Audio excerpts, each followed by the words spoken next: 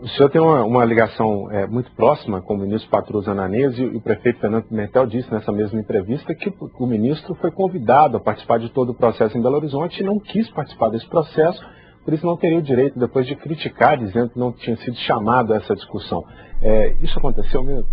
Não, o prefeito Pimentel diz que o Patrus não quis ser candidato a prefeito de Belo Horizonte. Queria registrar ao público que nos acompanha que o ministro Patrus Ananias hoje é uma das lideranças mais importantes do governo Lula, coordena o maior programa de transferência de renda, tem um trabalho muito importante, inclusive para Belo Horizonte, como ministro, trazendo novos restaurantes populares, atendendo só em Minas Gerais mais de 1 milhão de famílias beneficiadas pelo programa Bolsa Família, através dos programas da aquisição de alimentos, da agricultura familiar. O presidente Lula convocou o ministro Patrus Ananias a continuar em seu governo, e esse é o nosso grande desafio. O PT teria outros quadros para disputar a eleição em Belo Horizonte. Então, eu não gostaria nem de polemizar, porque considero que esse momento do PT é um momento de construção de unidade. Acho que foi uma entrevista infeliz.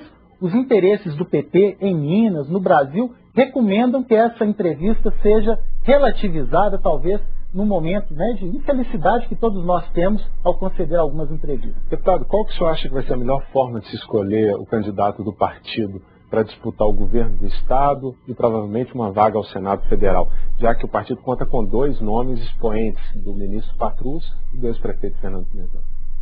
É bom o PT ter 2 grandes nomes disponíveis para a construção de uma chapa majoritária. Feliz o partido que tem quadros da dimensão de Fernando Pimentel e Patrus Ananias. É preciso a construção de um acordo interno, não podemos desconsiderar os partidos da base aliada. Minas Gerais tem outras lideranças importantes, tem o vice-presidente da República, Zé Alencar, que é uma pessoa digna e tem influência em nosso estado, tem partidos como o PMDB, que tem o ministro Hélio Costa, o PSB, o PCdoB, o PV, ou seja, o próprio PP, tem partidos da base do governo Lula que tem uma presença política em Minas Gerais. Então, eu acredito que o PT tem todas as condições de ter uma candidatura própria, agora deve fazer a sua escolha, ouvindo, dialogando com os movimentos da sociedade civil, com os outros partidos políticos e, de preferência, num acordo interno. Se não houver esse acordo interno, o Estatuto do PT prevê as prévias.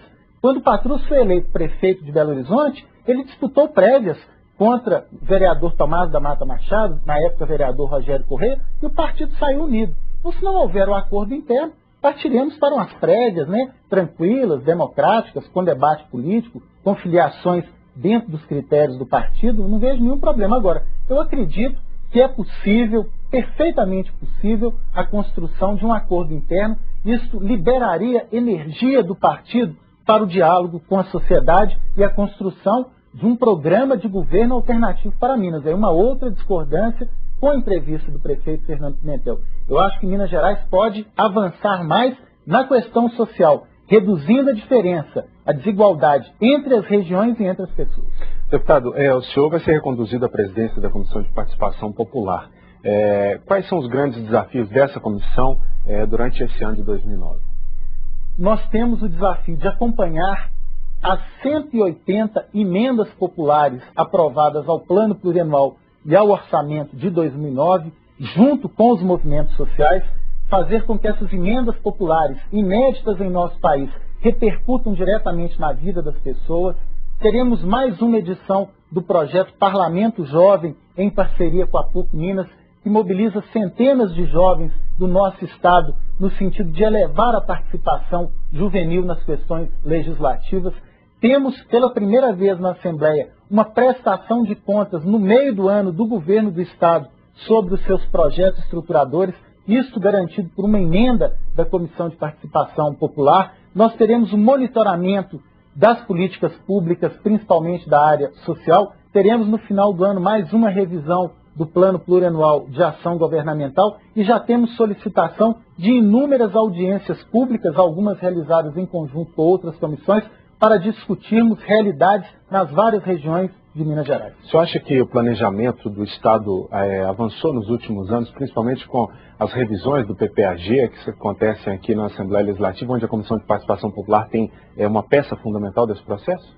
Eu considero que o planejamento foi revalorizado, que o plano plurianual hoje tem uma dimensão estratégica reconhecida dentro e fora da Assembleia. Acredito que os projetos estruturadores hoje nos permitem um acompanhamento mais sistemático das políticas públicas no Estado de Minas Gerais, e este trabalho conjunto da Assembleia com a Secretaria de Estado de Planejamento permitiu que a sociedade tivesse, ano a ano, com as revisões, uma capacidade maior de influenciar o planejamento no Estado de Minas Gerais. É uma boa iniciativa da Assembleia e da CEPLAG, no caso vinculado ao governo do Estado. Ok, deputado, muito obrigado pela entrevista. Obrigado. Nós vamos para um rápido intervalo e voltamos em instantes. Não saia daí.